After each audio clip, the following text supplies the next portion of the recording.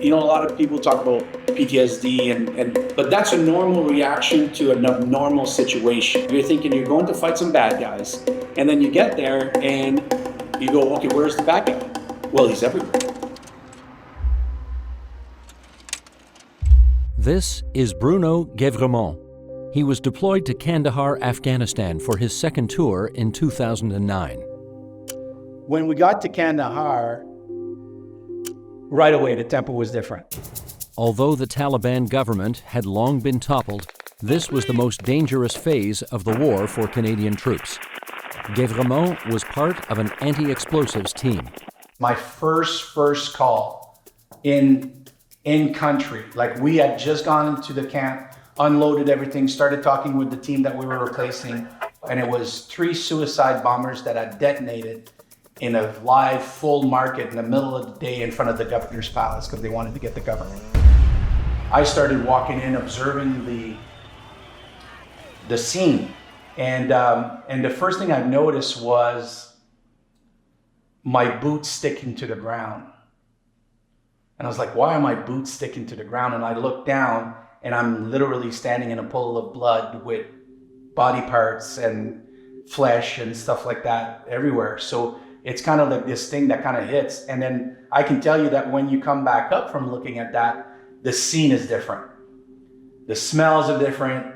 Like your brain starts registering all of that stuff. Right at that moment, my brain switched for 7.5 months on to be focused on task. In the hide-and-seek guerrilla war being waged by the Taliban, the improvised explosive device, the IED, had become their primary weapon. I would do 2 to 3 bombs a day personally myself. Most of them were IEDs designed to catch us or to catch coalition forces. It's this game of cat and mouse that goes on. Some calls involved decoy bombs, meant to lure his team into a booby trap. To stay a step ahead, Guevremont needed to get into the mind of the bomber. For 7.5 months, I needed to think like a good guy, think like a bad guy, think like a good guy, think like a bad guy. And that starts playing with your head a little bit. By 2009, the Afghanistan War had entered its second stage. The goal now was reconstruction. But Taliban attacks were a constant concern, with the IED a source of daily destruction and the cause of the most Canadian casualties in the region. The suicide bomb, although rare, had taken the lives of many, including a Canadian diplomat. Most of the time when we get a suicide bomber call, when you get there, they usually have detonated or they've been shot. And in each of these situations, pull out the robots, you go downrange, you undo whatever's on him or whatever's left. But with that day, what happened was we got a call for a suicide bomber. So you always prepare for whatever, right? So as you're rolling down, and I was listening to Nora Jones. And we get there and I get out because it was my call and it was a point of contact. So I get out. I'm like, where is he? Where's the blast zone? Where's this thing? And then the interpreter goes, oh, they haven't caught him. He's running around. And I'm like, oh, okay. So I turn right away and get on the comms and I said, everybody into your vehicles right now, because we're the target. Guevremont and his unit immediately got back into their vehicle, unsure of where the suicide bomber was. And we started rolling down and we look to the side and we see 3 guys. 2 guys are holding each arm of this guy. And I said, whoa, all right, let's go over there. The bomber had been tied to a fence by Afghan security forces. Guevremont instructed everyone to leave the area. So basically I went downrange with gun tape, some electrical tape, some scissors, and some wire cutters. And basically I get to this guy. There was this strange box of energy, and I'll just leave it there and you can make your own assumption of what it was, but this big strange box of energy that kind of starts building up around me and him. And it's this warm, energized kind of feeling. And I noticed that, and then once again, I just snapped back in and said, okay, let's go look at the circuitry and everything. Guevremont was concerned the suicide vest may have an anti-removal device that would explode the moment he removed it, or a chicken switch, which means it could be remotely detonated by someone watching from afar. When I got to the vest, just burlap sack with the fabric strings that holds it there. It's like a vest, and it's got all the rebar in there and the explosive, and the batteries were here inside the vest, and then the switches were going through his sleeves. So I checked with my fingers, all good. Check there, I looked behind him for a receiver for a chicken switch. I found the other battery, removed that. So I cut up the strap on his shoulders, I slipped out the whole thing. He tried to talk.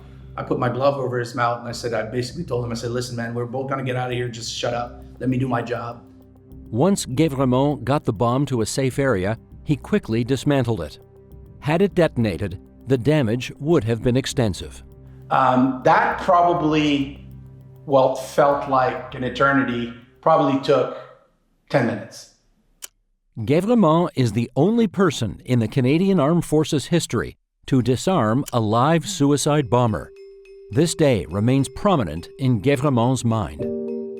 June 6, 2009 is when the picture of my world came undone. Because what I learned was that the guy, one, had Down syndrome, and then he had been fasted for 2 weeks or something like that. And then, but the biggest part here is that he was told that if he didn't do this, they were gonna kill his family.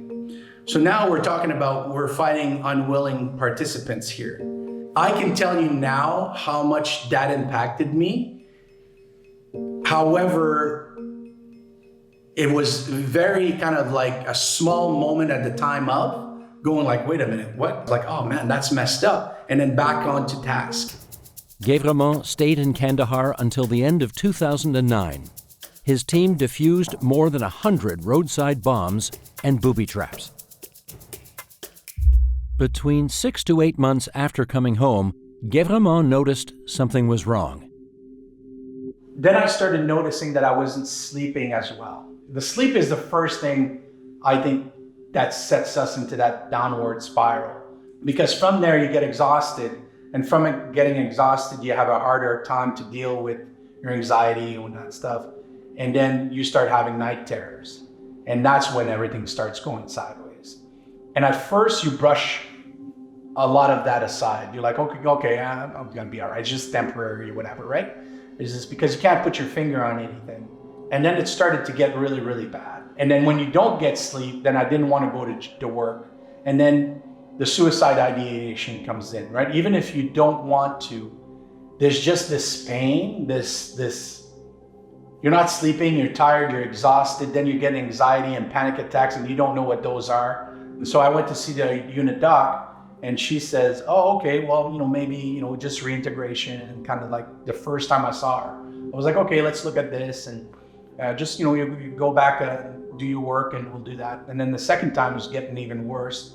I wasn't sleeping. And now we're talking about weeks and months here, right? We're talking about, things at home just going down. And then you're short-tempered, and there's way more screaming and more arguing with everything, right? And then you see all this aggressiveness around you. And then the doc said, well, Bruno, you're exhibiting symptoms of post-traumatic stress disorder. My answer was like this, and I'm not lying, doc, I don't know which school you went to, but this guy doesn't get PTSD. It got worse, way worse. And then I had a spot, I had a way I was gonna do it, in a way to make sure that, my family's gonna be taken care of and all this stuff. Like, you wanna do it as an accident and, all this stuff. And you think about that stuff and it's really, really dark. And you just want to get it over with because there's so much pain, of a pain you don't understand and that you've never felt. The way that I describe it is like this big weighted steel knot on your chest that just squeezes and squeezes 24/7 and hurts so much.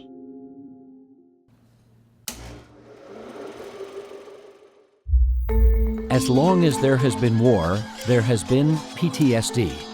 That fact has not changed, but how we understand it has. In the 18th century, it was known as nostalgia. After the American Civil War, it became the soldier's heart. In World War I, the focus shifted to the damage done by the concussive blasts of exploding shells, and it was recast as shell shock. In World War II, concern pivoted to the long and grueling deployments, and those suffering were said to be experiencing battle fatigue. It wasn't until the fallout from the Vietnam War that, in 1980, PTSD became an official diagnosis. You made a plan. Yeah. What stopped you?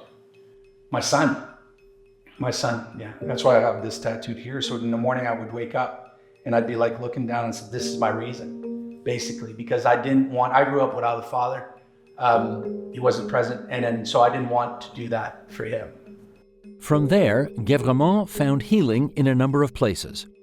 At first, it was medication and talk therapy. Then, meditation helped. He also found exercise to be a form of therapy and became a captain for Canada's Invictus Games team. And he also made an expedition to the North Pole. So my first advice for anybody that's out there that's looking at healing and getting better, help other people heal. Because it makes you, one, feel important and valued at a time where you're thinking you're broken, you're no good, you're not good enough, you're more of a burden than helping your families. They'd be better off without you. It's actually not true. It's the other way around, right? The suicide doesn't end the pain, it just reassigns it. Guevremont sees a culture of stoicism in the military as a major obstacle to treatment. One of the first commands that we hear is, suffer in silence, I don't want to hear you. So you become accustomed to being in pain. Although it became a formal diagnosis in 1980, Guevremont thinks it wasn't until the Afghanistan War that we started to properly acknowledge and treat PTSD. As of 2022, more than 20% of Canada's Afghan veterans have been diagnosed with PTSD. This war that's unspoken of, which is the war that the veteran faces when he comes back home, whether that be reintegrating their family, whether that be looking at what it is that we're going to need, or getting access to the services. And I think that that's the war that you're talking about, is the war at home.